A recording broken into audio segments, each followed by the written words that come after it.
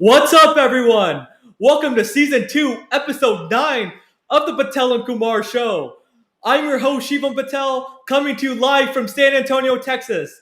And my co-host, Mr. Kumar, coming to you live from Mumbai, India. And Mr. Kumar, what an amazing show we're going to have today. We have special guest Scott Fleming, the technical director of NBA India. We're going to talk all about the NBA around the association, Mr. Kumar. But good evening to you.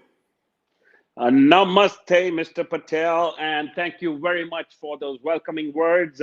And as you said, it's going to be an exciting show. And this is Mr. Kumar coming to you live from Mumbai on this Patel and Kumar NBA Talk Show Season 2, Episode 9. And of course, as he mentioned, we're going to have Scott Fleming, the technical director of the NBA Academy India.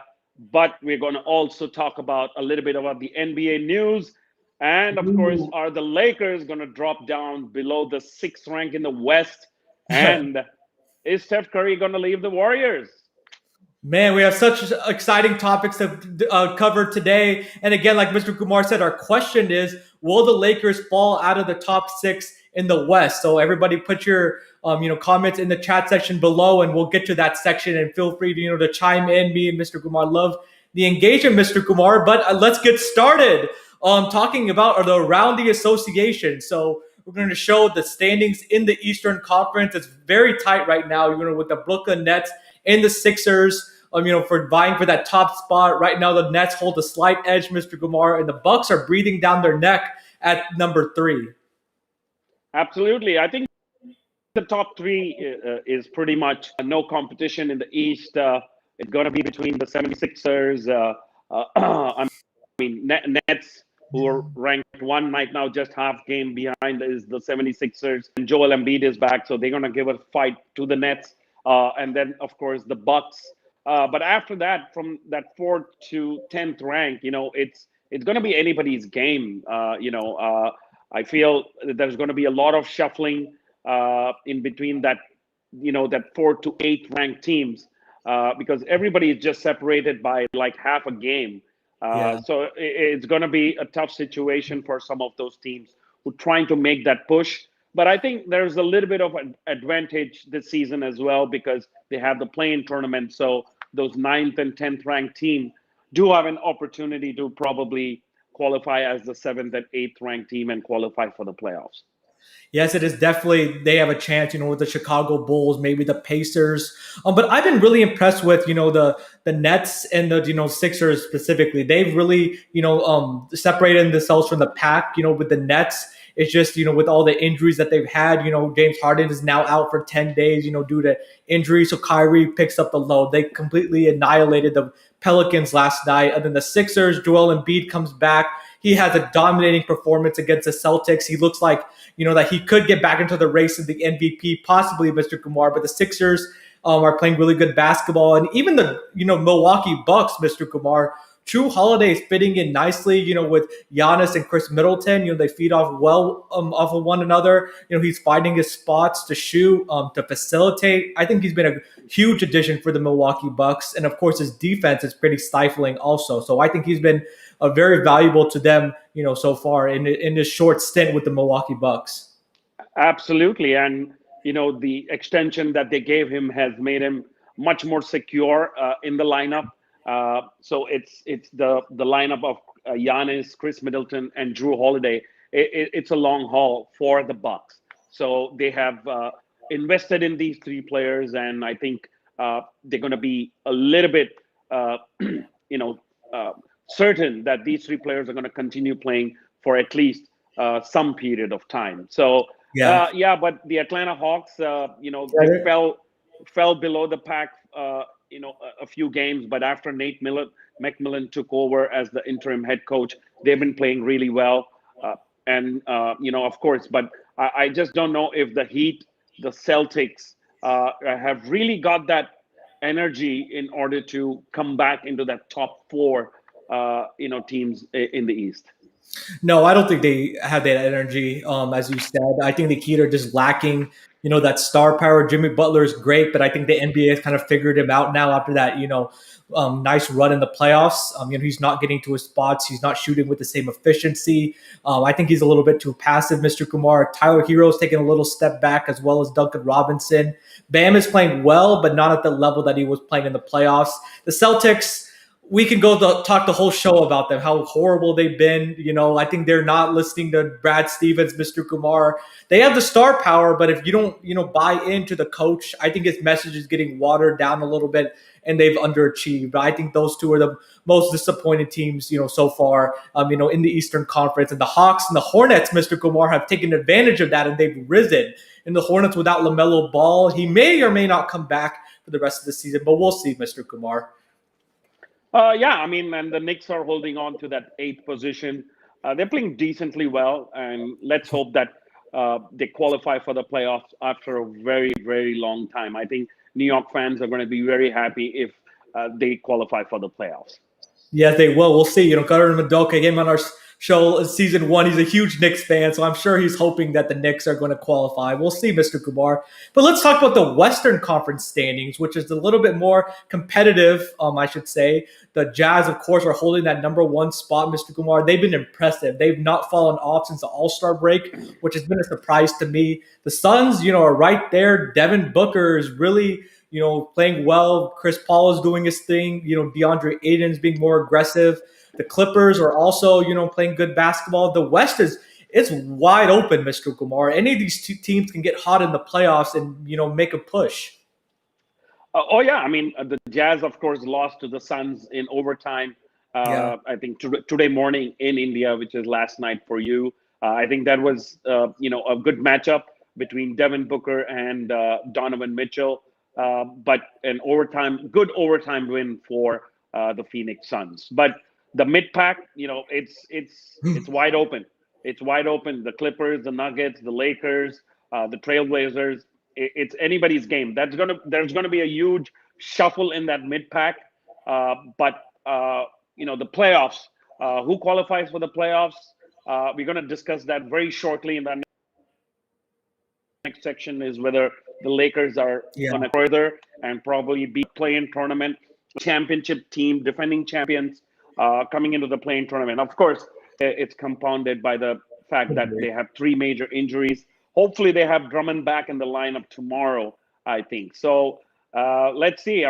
But it's going to be a very tough competition, even for the play-in tournament. The Warriors, the Spurs, the Mavericks, everybody's going to make a push. It's tough competition in the West. It really is. There's a lot of high quality teams. I've just been impressed by the Suns this year. They are impressive. They still don't play that much defense, Mr. Kumar. That could bite them, but you can't take away from how they're playing. The Clippers are slowly underrated. I know, I've kind of, jumped on the Clippers bandwagon in the West, Mr. Kumar. Paul George is playing at a nice level. I think he's going to have to continue to play at a high level in the playoffs. Kawhi Leonard is doing his thing. He's playing back-to-backs this year, Mr. Kumar. So that's pretty good. Rajon Rondo has already made a difference for the Clippers. They're closing out games. He's right now facilitating, not looking for a shot, but when he starts scoring, it's going to be really tough to stop, Mr. Kumar. And Bhushan is saying the 2 Ds, Donovan and Devin, are going to be legends. Oh, they are already superstars, Bhushan. And I would love to see a series, in the playoffs with Devin Booker and Donovan Mitchell. Because we already saw Donovan Mitchell and Jamal Murray, Mr. Kumar. But I think Donovan Mitchell and Devin Booker, that's going to be fireworks, must-see TV. But we'll see what's going to happen, But a lot of teams are playing well. There's a lot of sneaky teams that can come, maybe the Portland Trailblazers can make a little run with Damian Lillard. We'll see, Mr. Kumar. Thanks, Muthurangam, for tuning into the show. Thank you. Thank you for giving us that compliment. Hope you tune in to every episode. And fans, thank you very much for your comments. Please bring up those comments. That makes this show much more exciting. Exactly. We can answer your questions. We just cannot keep commenting. LeBron, AD, Andre, of course, Bhushan. Big 30. I'm looking forward to having all 3 of them on the court pretty soon. I think Andre Drummond would be the first one, and then hopefully we have Anthony Davis, who may come back probably in a week or 10 days. So it's going to be exciting. Hopefully, the Lakers can still hold on to their position in the West till these guys come back.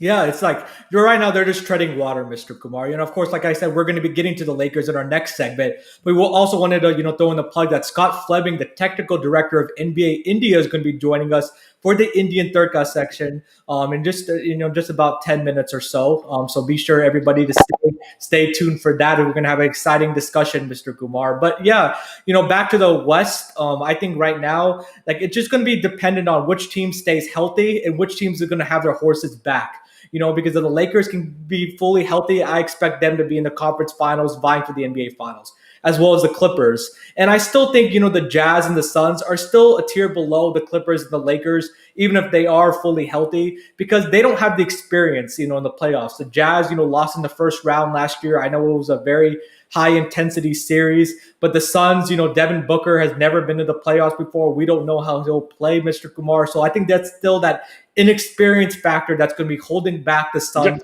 and the Jazz.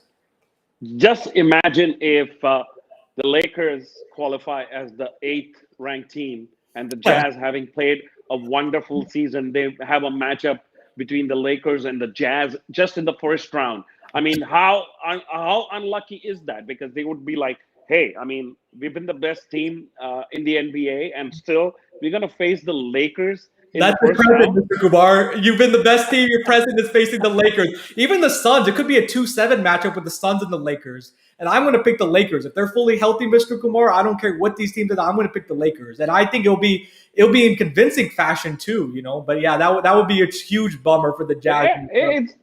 See, I think the road is going to be tough for the Lakers because of, just the personnel that they have right now.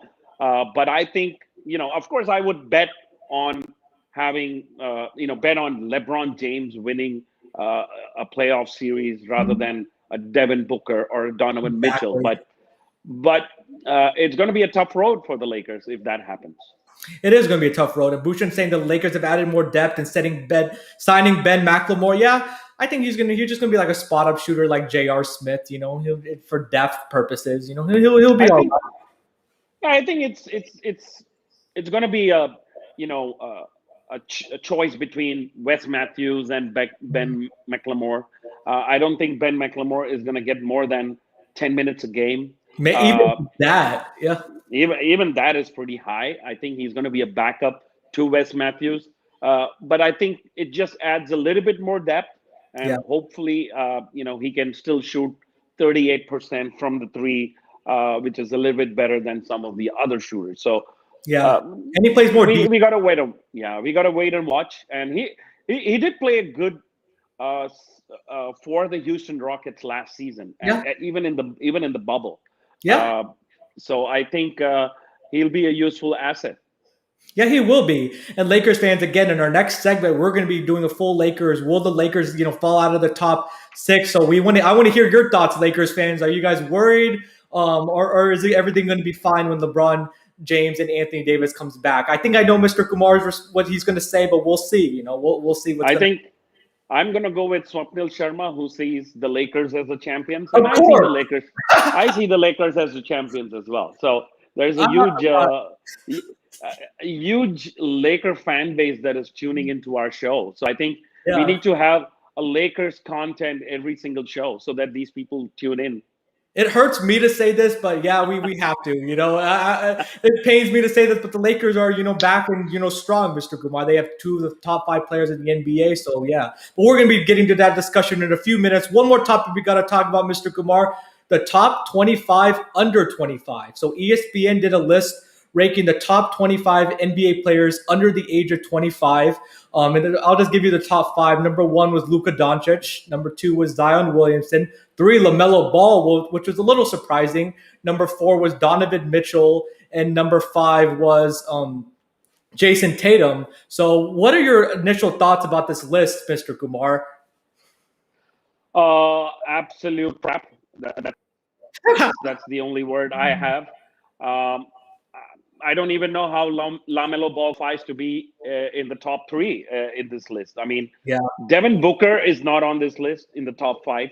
I think Donovan Mitchell has dropped down to 4. I can still agree with Luka Doncic. He has been phenomenal for Mavericks, and he's been a phenomenal player as well. But Zion Williamson, yes, he's getting there. I mean, he's a great player. He's shooting. He's got a record of 20 plus points on 50% field goal percentage, and he's beaten the record of Shaquille O'Neal. But I Yeah. think it's just one more season away. So Swapnil, you're totally right. This list is totally stupid, and I don't know if LaVar Ball paid some money to ESPN to get LaMelo Ball on that top 3 there. Oh man, he might have, Mr. Kumar. Exactly. This list is crazy. A lot of inconsistencies. Like Mr. Kumar said, Devin Booker is number 8, ladies and gentlemen. That does not How make can any. how can he be lower than De'Aaron Fox? I mean, That's what I'm saying. That Fox is me. It's totally Fox me out. Exactly. De'Aaron Fox is a good player, but he's just not. He's just on a bad team, Mr. Kumar. He's 6th. Ben Simmons is 7. I don't think Ben Simmons should have been ahead of Devin Booker either. Bam Adebayo is 9, and Shai Gilgeous-Alexander, who's underrated, is 10. But yeah, back to LaMelo Ball. He has contributed to winning this year, and he does have a high ceiling. But you never know. We've seen players have good rookie seasons and not been able to carry it out the rest of their career, and maybe have hit the wall a little bit too early. So the jury is still out on LaMelo Ball. But I want to talk about Zion Williamson. I think he deserved to be at number 2. Like Mr. Kumar gave you the stats already. He's crazy. He's 3rd in PER, Mr. Kumar, this year. 63% field goal percentage, albeit his shots are all near the rim, shooting a lot of layups and dunks, but still, he's able to get a shot up on the trees. He's only shooting like 1-3 a game. Yeah, Busha and Devin Booker is always underrated. He really is, because when he was losing, Mr. Kumar, we criticized him, or not we, the media criticized him, saying that he's just putting empty stats, for losing. But now that he's putting those same stats and they're winning, he's getting punished. And I know he's 24, Mr. Kumar, so he's a little bit older than a lot of these players. But he's a superstar, and he has a chance to not only win MVPs later in his career, but also win a championship. And I think that goes a long way into showing how valuable he is to the Suns.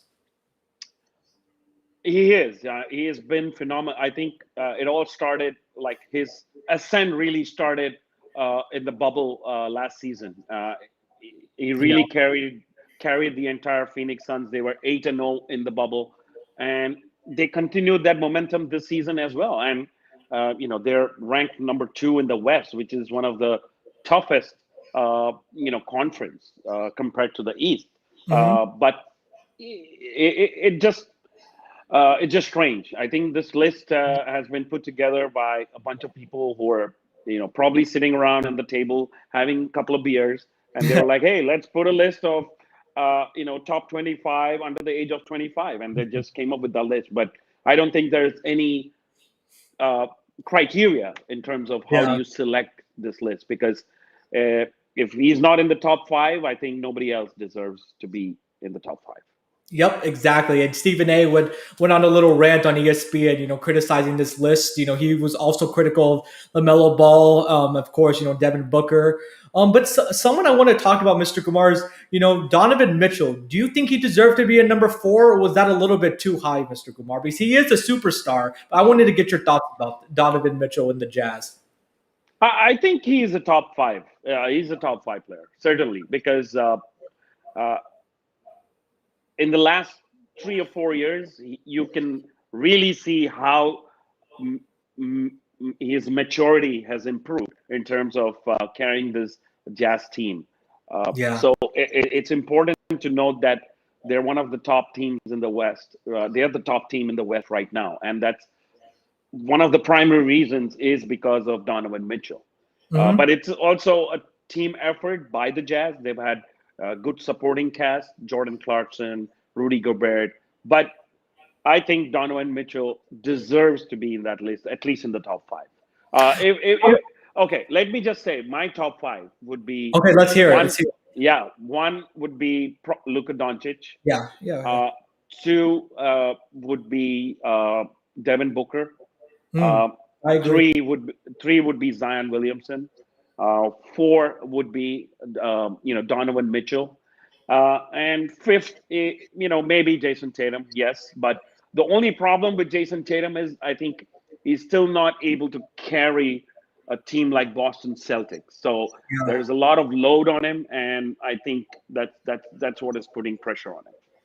And I don't think he's that great of a facilitator, Mr. Kumar. He's more of just a score first kind of guy. I'll get mine. Everybody else can get yours, but I think he's more of a scorer's mentality. But I'm glad you said I agree that Devin Booker should be ahead of Donovan Mitchell. They're the same age, 24, but I think Devin Booker is just a little bit better than Donovan Mitchell. And yeah, your list, I actually agree with your list, Mr. Kumar. It's pretty spot on. Maybe, Trae Young should have been in the top 10. Maybe he got excluded. Maybe John Morant, we'll see. And Boucher, yep, go Spurs, go. So I know the Spurs are struggling. They got annihilated last night in Denver.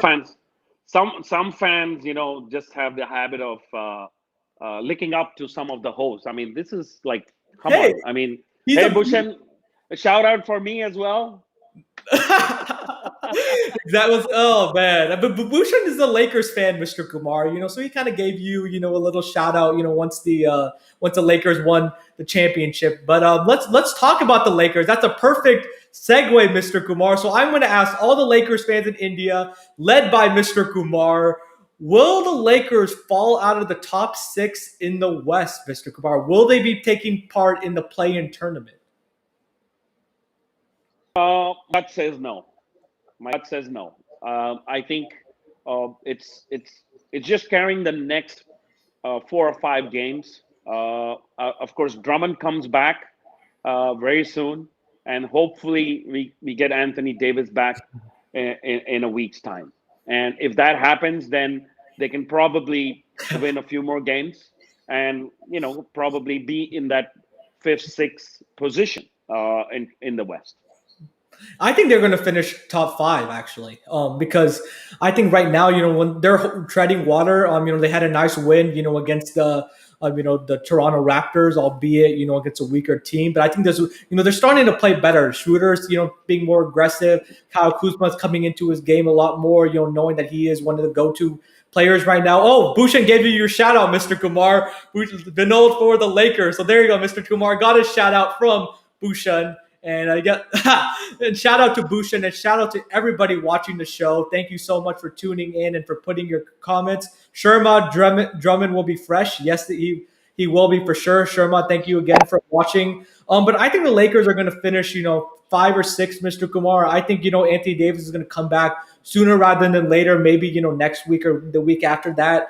They're starting to develop more of an identity on the defensive end on the floor. I think that's what a big reason that they've been struggling, because they're scoring, but they can't stop anybody. And they still have, talented scorers, Montrezl Harrell, Taylor Horton-Tucker, Marcus Saul, Kyle Kuzma, Dennis Schroeder. So they have a complete team around them, Mr. Kumar. I just want to make a point. I think Marc Gasol has started playing better after they drafted Drummond. Yeah, he has. I think he has because he before he would be for his pick and pop, so he's shooting the ball a lot better. He's still slow on defense, but the main reason he had 4 blocks. He had 4 blocks the other night against against Toronto Raptors, and he had 13 points, I think 6 or 7 assists and like 4 blocks. I mean, I think that's the best performance I've seen in this season for the Lakers. But you can't count on it. He's still a little bit. Of course. Yeah. I mean, I'm just trying to point out that the last 2 games he's been more involved and more. I mean, he looks at least 50% of what a Mark. Yeah, and they needed big man depth, because before, now they have at least Drummond, who starts. They can bring Gasol off the bench. They have Montrezl Harrell, so they have some bigs that they can throw at like the Jokic, at the Gobert, in the West, and Nurkic. So I think that the Lakers got some necessary big man depth that's going to really help them.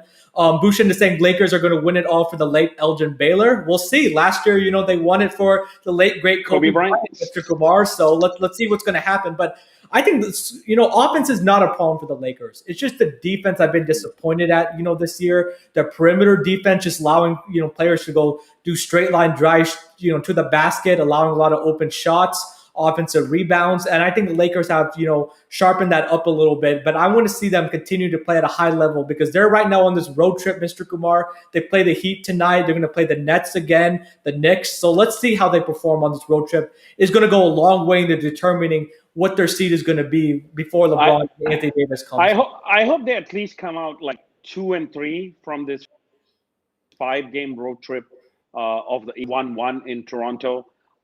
So at least it's 2-3, and it's not worse.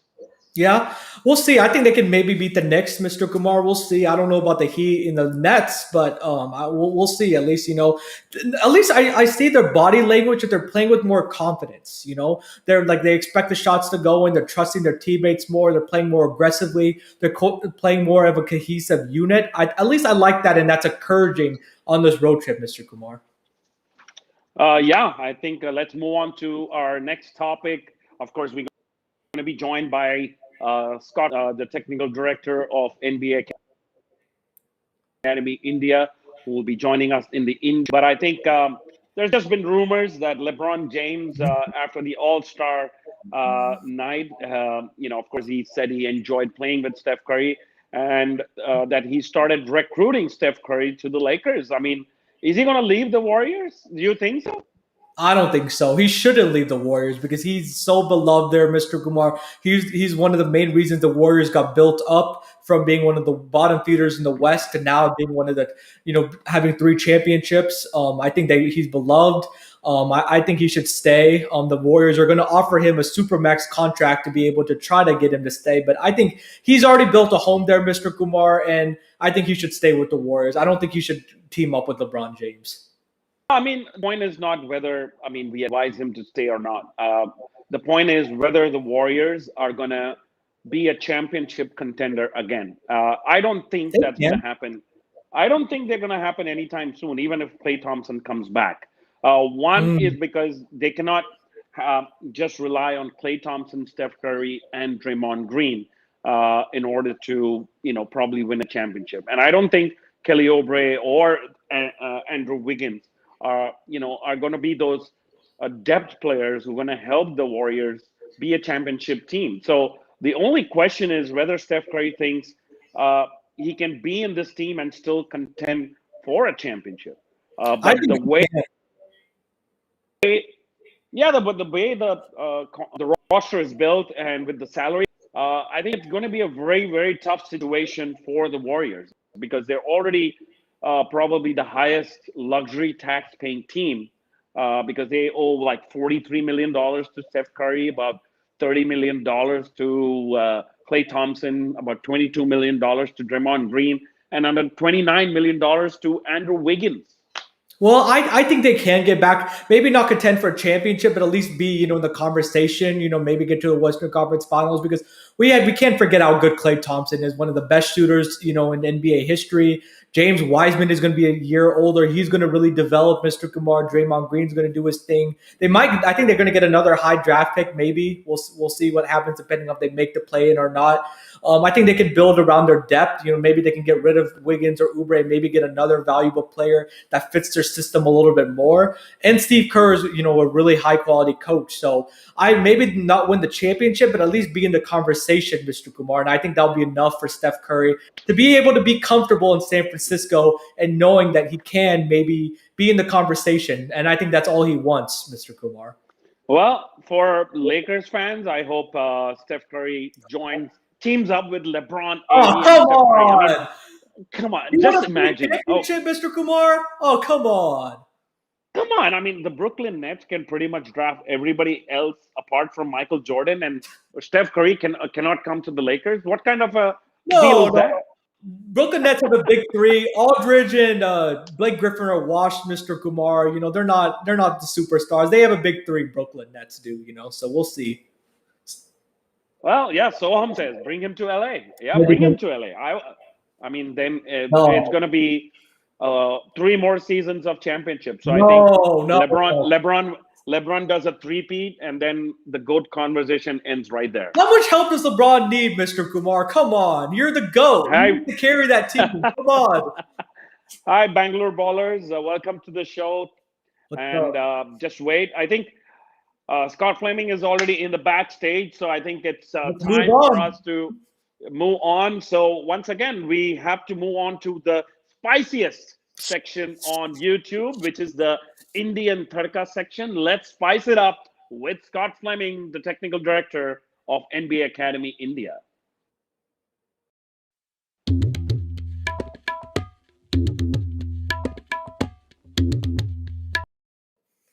We got a special India Thirka segment for you today. Technical Director of NBA India, Scott Fleming, is here live right now with us for the Patel and Kumar show.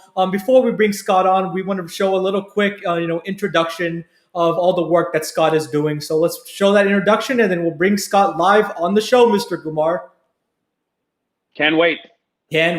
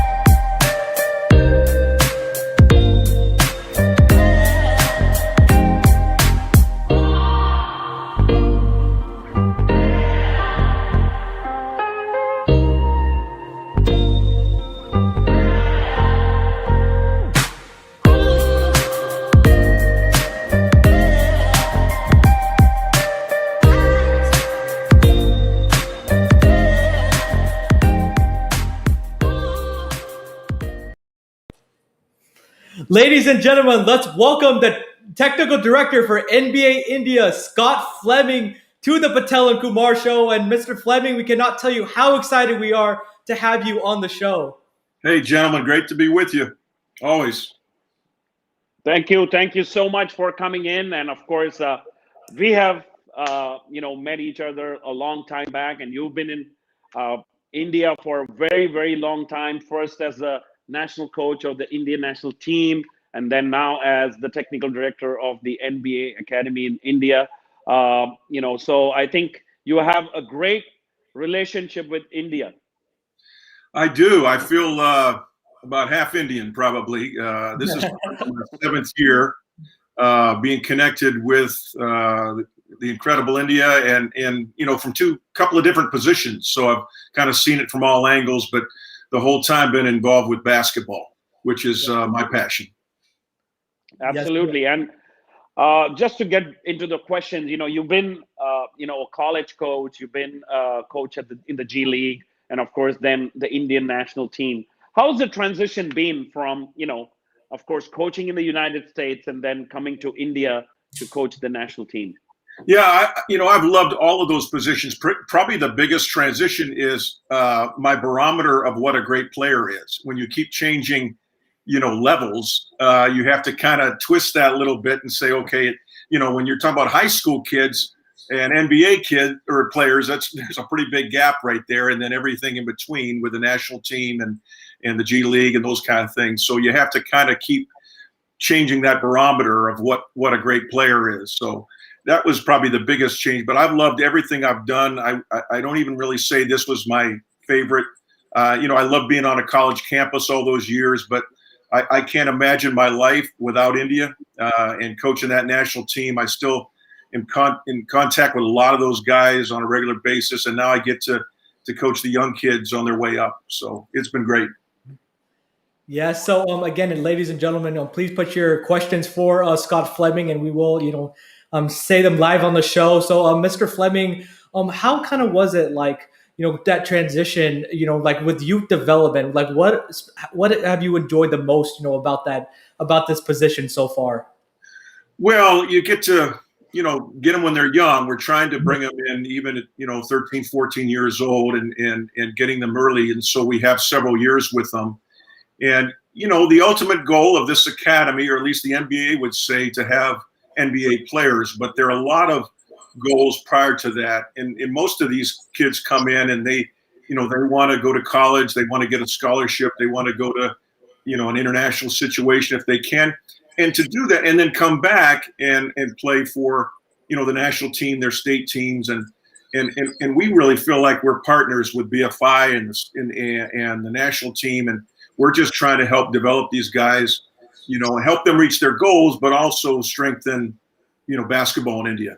Yeah, absolutely. And let me tell you, I think I don't know if it is statistically proven, but you were one of the most successful coaches of the Indian national team, especially, of course, you won the Lusophobia games, and of course, you beat China as well in the FIBA Asia Champions Cup. And we'll come back to that. But how has the transition been from being the coach of the national team, where you were actually given, a set of players and you just work with them for a couple of months, and then you have to go and play a tournament. Whereas here, as you said, it's been 13, 14-year-old guys. They come into the academy, and then, you get to work with them for 3 or 4 years. And so how has that change been? Yeah, well, I love being a coach. I love having a team that I can develop and, go to war with and try to win games and championships. And so, I've been doing that for 36 or 7 years, something like that. I think I've coached over 400 players now at all levels. But when I came to India with the NBA the first time, I was in more of an administrative role and then doing camps and clinics. And I liked that. I enjoyed it. But my passion is being a coach on the court.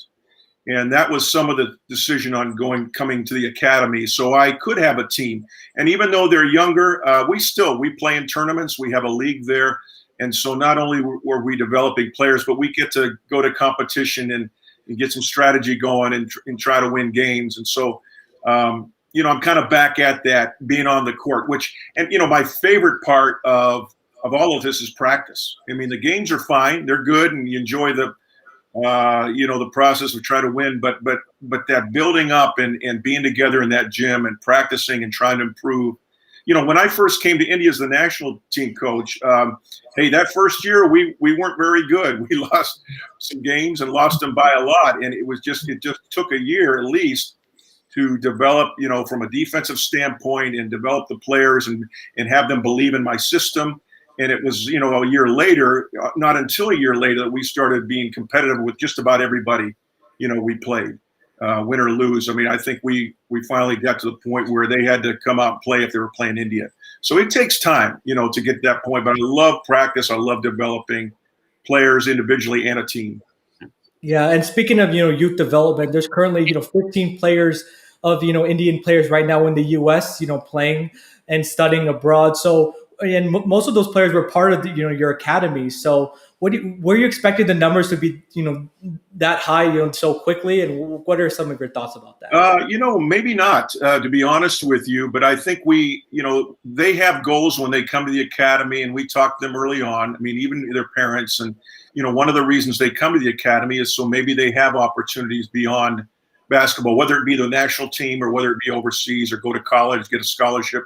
Yeah. And so as some of our top players, both on the women's side when they had NBA Academy camps and the boys' side, when they got to a certain point and they asked if they could go overseas, would that be a chance? We helped them along the way that way. But it was really their decision. We're not pushing them or saying they have to go or anything like that. But when they desire to go, we're going to help them do that. And most of it is that those practice sessions that, Ron Cass, my player development coach, works with them, does a great job of developing their skills and gets them to the point where they have these opportunities. And it's exciting to see that.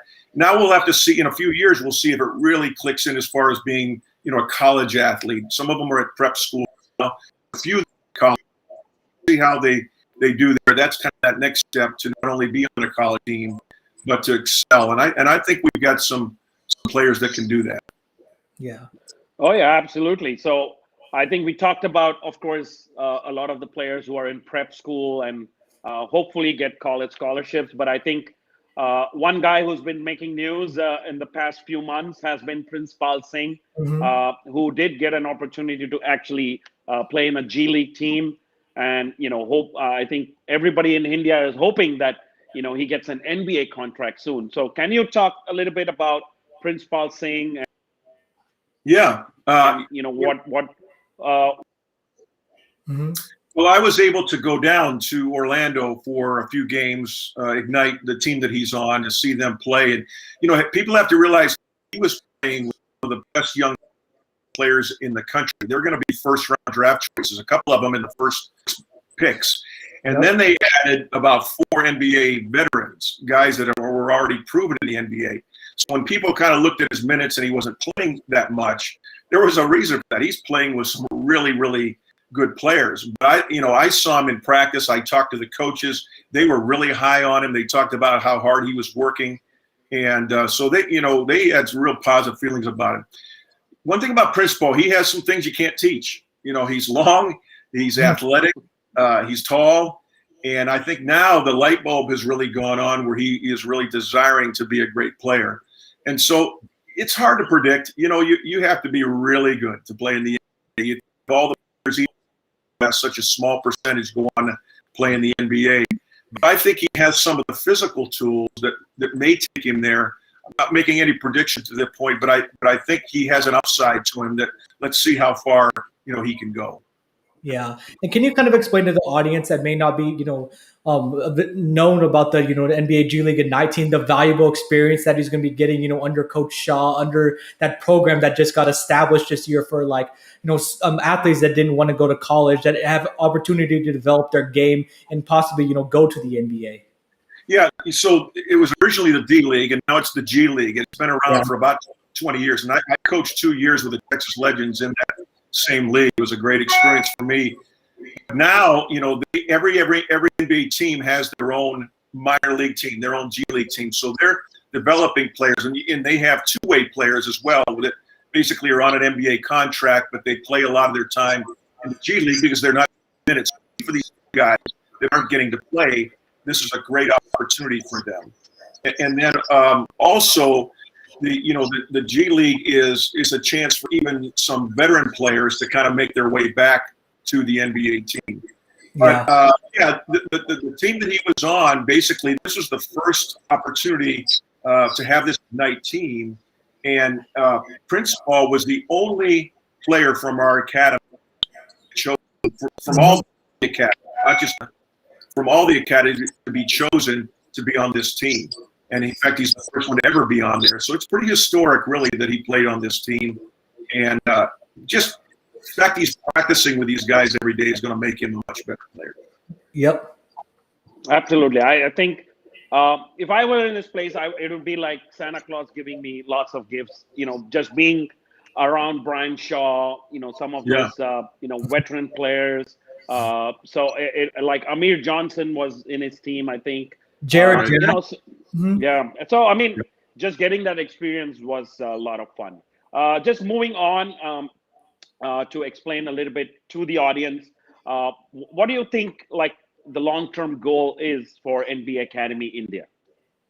Well, the highest goal is for us to develop, an NBA player that gets drafted and plays. Not an easy task. I never predict in 4 years or 5 years. I think we're just trying to work with these boys and help them to reach their full potential. And if they reach their full potential, things will fall in place, whether it's in college, G League, or NBA. Now they have to, obviously they have to put in the work. As any athlete does. We can't just, we can do so much for them, and they have to really have that burning desire to get there and spend time out of practice and spend a lot of time just improving their game. And they have to be good people. They have to be good citizens. Their NBA doesn't anymore just draft somebody on talent. They're looking for chemistry. They're looking for leaders. And so that's important as well. But I think we can have a lot of shorter-term goals than just having an NBA player. And again, like I mentioned before, I think we're trying to help the national team to develop players there. We're trying to get them a free education. If they can go to Canada or the U.S. or somewhere and get their college paid for. That's huge. And if it goes farther than that as a player, and there are a lot of other opportunities to play professional basketball besides the U.S. and besides the NBA. Players are playing all over the world.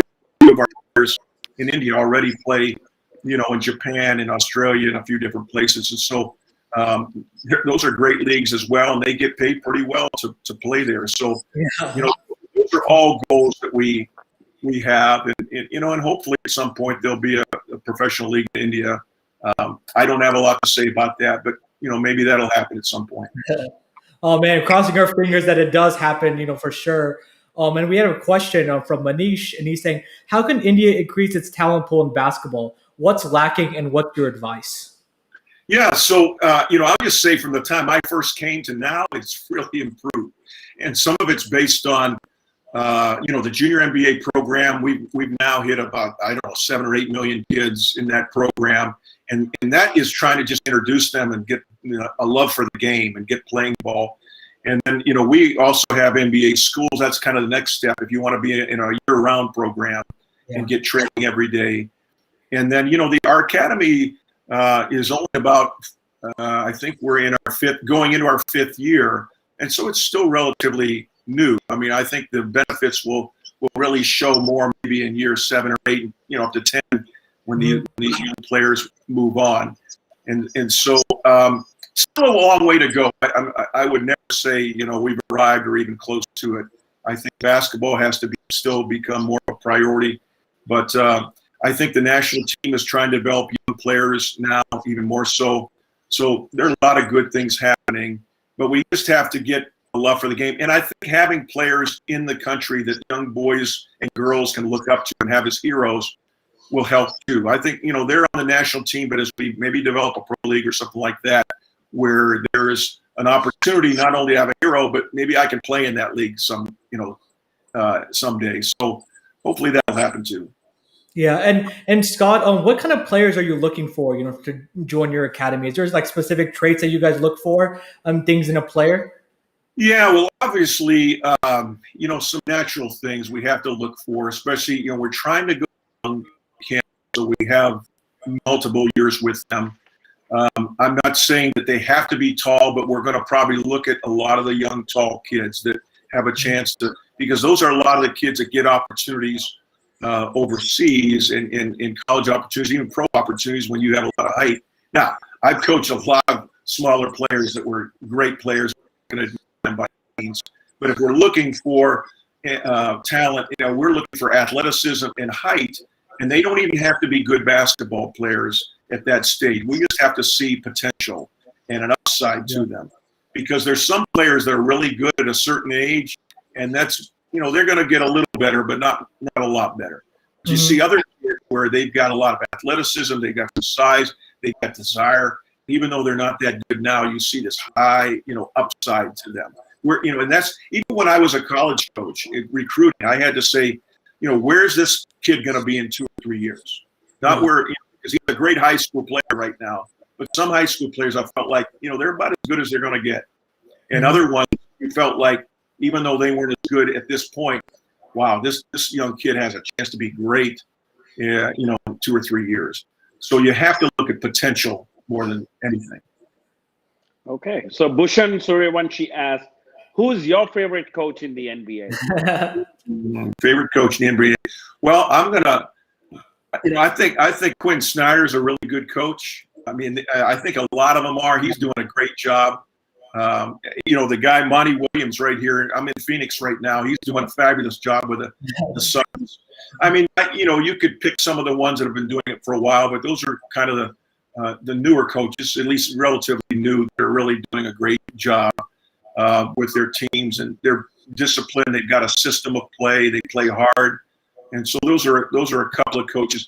And ironically, one of my former coaches and former players at the college level is an assistant with the Utah Jazz, Mike Wells, and so I kind of have a warm spot for them. He actually called me yesterday before the game. He was out walking here in Phoenix, and we talked for a while, and I wished him luck, and I guess they lost in overtime, I saw.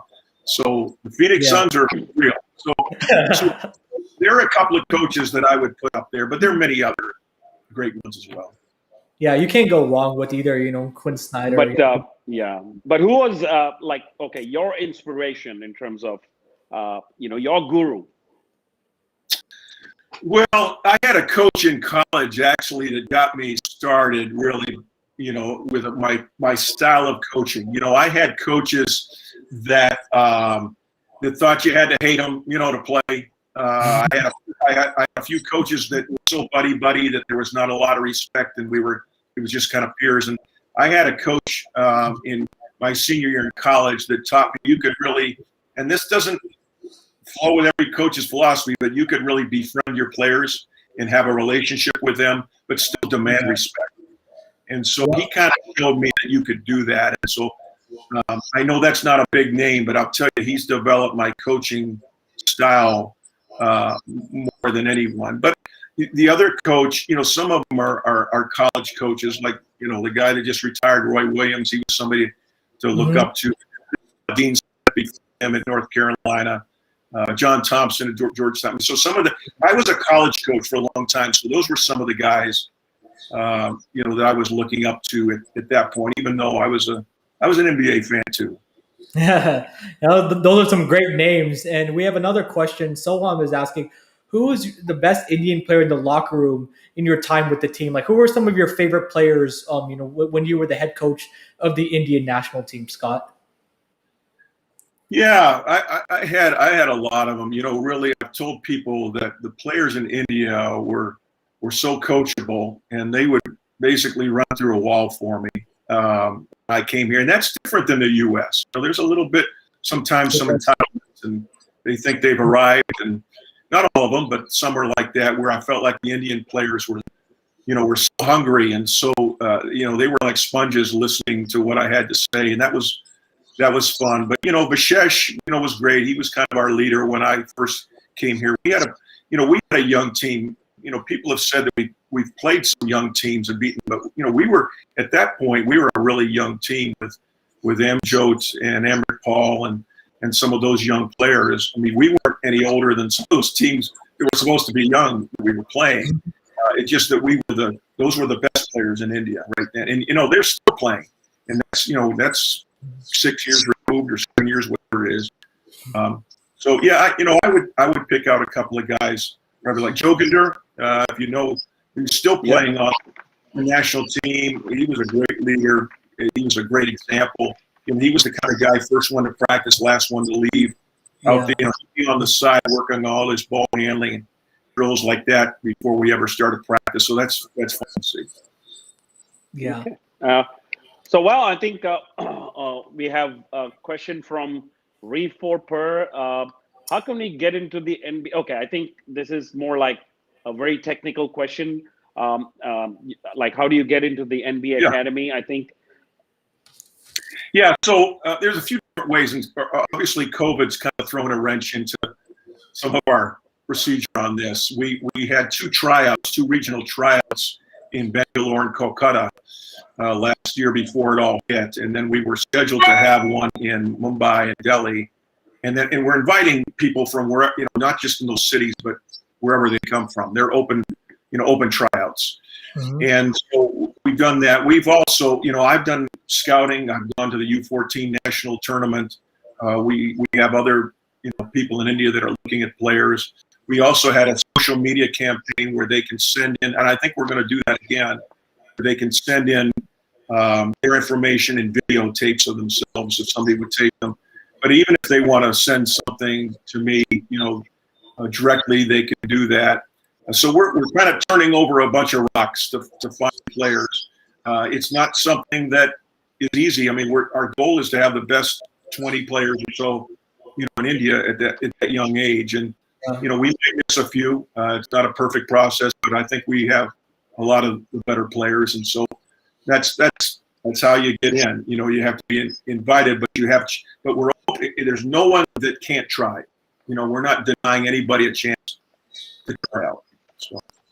Absolutely, that's a great sign. I think all you youngsters, if you have tuned into the show, as Scott said, I mean, you can send your videos, your profile, and other details to Scott directly, and of course they'll take a look at it, screen them, and then of course call you for a tryout.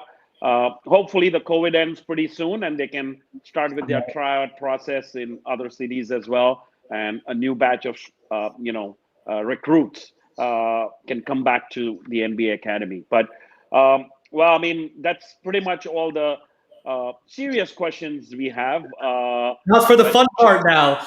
Now for the fun part. But fun. yeah, so okay, craziest coaching memory in India. Ooh.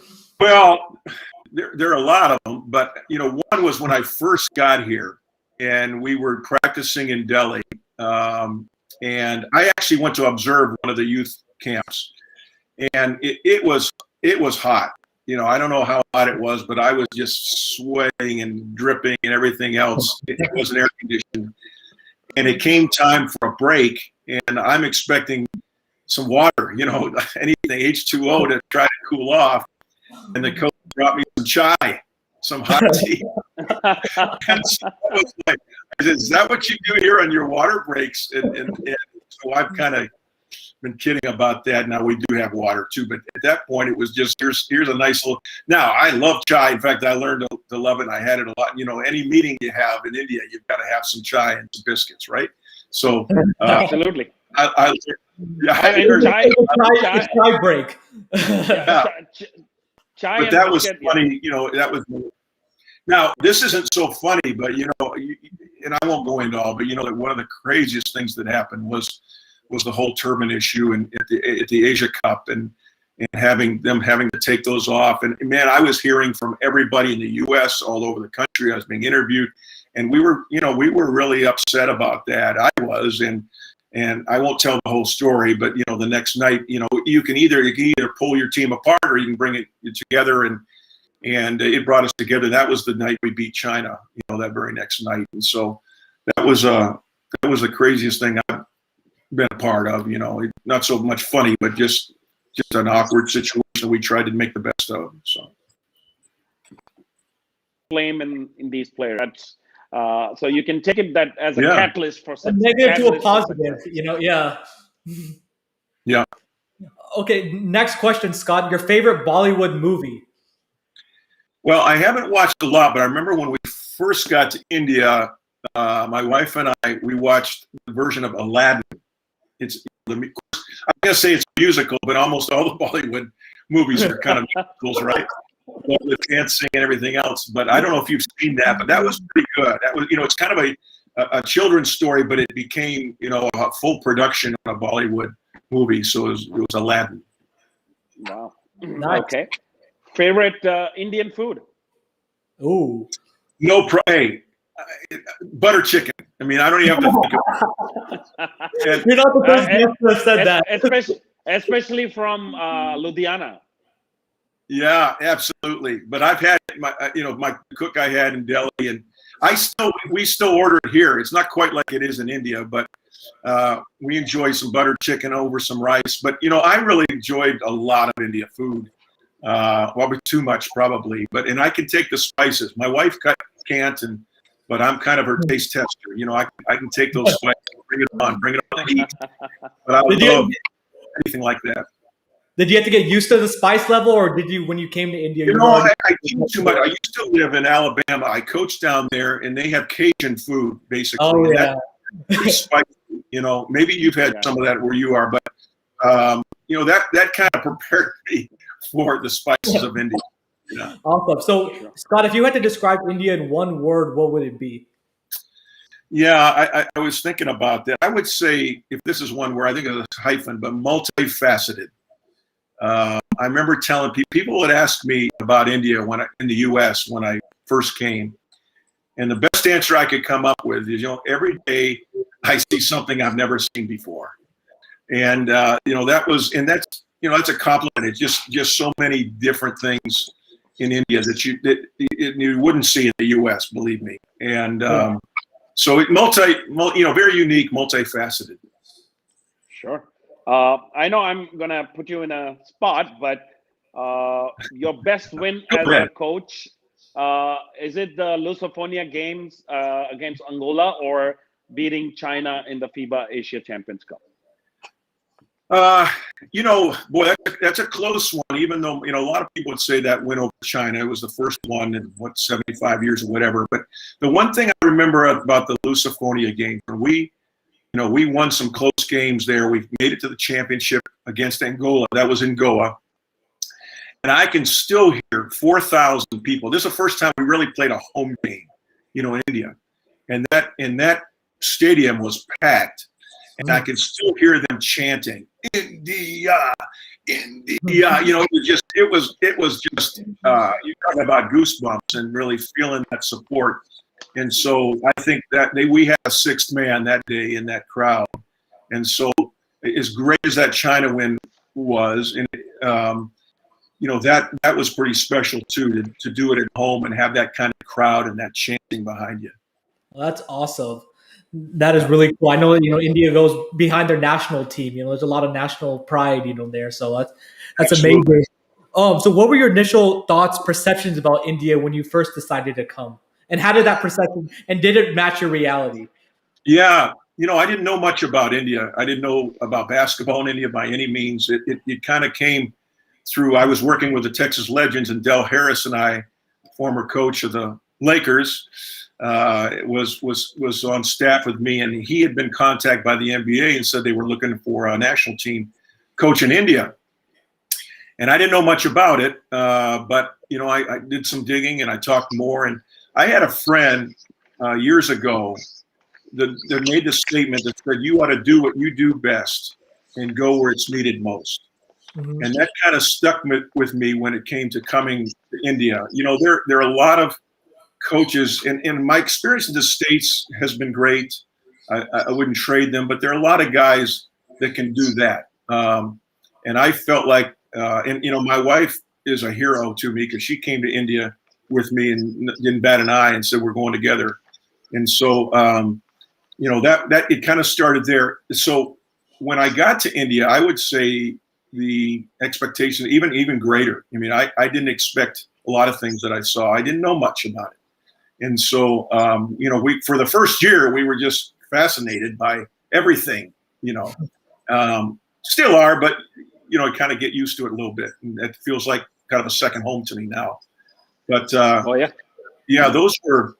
those were interesting days when we first arrived to India. And it was really, we were pleased with what we saw, even more so than what we anticipated. Sure. And I know we are almost coming to the end of the show, but casing as which India jersey do you prefer, the orange and white or the dark blue? I don't know.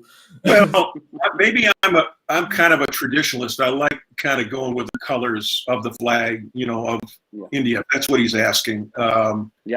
We had a lot of different uniforms and they were fine, but I like showing off those country colors. So. Yeah. And Ekalavyas is saying Sean Fleming is the first lady of Indian basketball. So shout out to Ekalavyas, and thank you everybody for tuning in. We were at Cup. She was the only fan, and I remember her yelling out the crowd. Our player could actually hear her because there's no one else, and she would be screaming "Go India!" So if anybody was screaming "Go India," you knew it was her. So she made Before we part ways, I know we're coming to the end of the show. Who are you rooting for this season? Well, I've told you before, I'm a big LeBron fan, and that started early because I saw him play in high school when he was 14 years old, and wow. I tell the story that I came back to my college. I didn't know who he was, and they said, who'd you like down at that tournament? 8 players. I said, well. There's a 6'4" kind of skinny kid from Akron. His name's LeBron something. I mean, this is serious. I didn't know who he was. And a few months later, he was, on Sports Illustrated and going all over the world. So, I've been a Cavs fan, because I grew up in Ohio, but not a lot to root for these days. The other team I really pull for is the Dallas Mavericks because I work for them in their system. Nice. And I think, and I should have mentioned too, and you talk about great coaches. Let me back up and say Rick Carlisle, I think is one of them. And I got to see him in practice. So he probably should have been my first choice. But so those are the teams I kind of pull for. But I've become a Lakers fan. I love the legacy of LeBron. I just want to see it keep growing. So yeah, we have a little. We have a little. LeBron is going to win. Of course, Mr. Kumar is a Lakers fan. I'm cheering for the Nets because I'm a KD fan. So we have a little bet to see who's going to win the championship. So we'll see. The Nets just keep putting all-stars on that team. I don't know. They're pretty loaded. So right. One last and final question. Who's better? Is it Mr. Patel or is it Mr. Kumar? Oh. That's a tough one. I plead the fifth on that one. I think you're both pretty fantastic, and I couldn't shoot. You're dead even. So, well, thank you very much, Scott, again for coming on the show. We really appreciate your time and your insights about the wonderful work that you're doing with the Academy in India. Thank you for all your hard work, and thank you everybody for tuning in. So, thank you, Scott. You bet. Anytime. I loved it. Thank you, and hope that we find an NBA star from India very, very soon. Yes. Absolutely. Keep our fingers crossed. Thank you, Scott. Thank you. Have a good day. Bye. Well, Mr. Kumar, what an amazing conversation that we had with Scott Fleming. We covered everything, from Principal C to India Academy to all the youth initiative that he's doing. Even, talking about some NBA there, Mr. Kumar. He's also a LeBron fan like you. So you guys had that in common. Yeah, I usually try and get only LeBron fans into the show, So it's 2 against 1, I guess. You're trying to double team against me. But nevertheless, I think thank you guys for tuning in. And of course, it's customary that you subscribe to our channels, the Ekalavyas YouTube channel and the Patel Pick and Roll Sports YouTube channel. And of course, follow us on at Patel and Kumar on Instagram and Twitter. And live chat is always open during the show. I think our next show is going to be on the 22nd of April in 2 weeks. Again, a roundup of the NBA and some more hot news that will come out of the NBA. And let's hope that we have a very interesting guest as well, which we will announce shortly. But thank you once again for tuning in. We had a fantastic show. Thank you to Scott Fleming, the technical director of NBA Academy India, who did share his insights on his work in India. Yep. Thank you very much, Scott Fleming. He was amazing. Awesome guest to have on the show. His great perspective. I've definitely learned a lot, Mr. Kumar. Again, thank you, everybody, for tuning in so much to the show, putting your comments. It makes the show a lot more fun and interactive. Thank you, Mr. Kumar. And our next show is going to be April 22nd. We may have a special guest, a front office insider. So we'll just kind of tease it there. And until then, we'll see you in a couple of weeks. Signing out. Peace.